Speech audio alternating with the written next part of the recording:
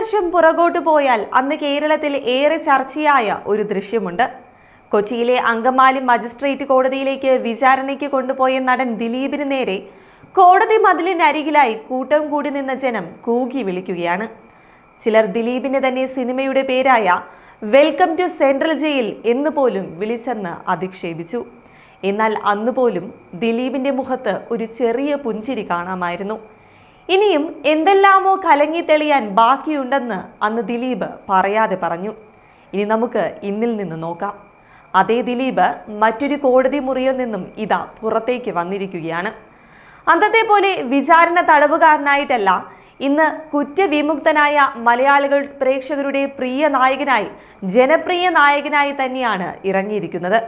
ഇന്ന് കൂകി വിളിക്ക് പകരം ആർപ്പ് വിളികൾ. മാറാത്തതായി ഒന്നു മാത്രം, നടൻ ദിലീപും അദ്ദേഹത്തിന്റെ മുഖത്തെ പുഞ്ചിരിയും.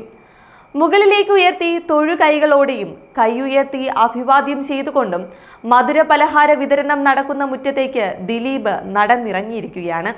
യുവനടിയെ ആക്രമിച്ച കേസിൽ 1-ാം പ്രതി പൾസർ സുനിയും മറ്റ് 5 പ്രതികളും കുറ്റക്കാരനാണെന്ന് കണ്ടെത്തിയ കോടതി 8-ാം പ്രതിയായ നടൻ ദിലീപിനെ വെറുതെ വിട്ടിരിക്കുകയാണ്.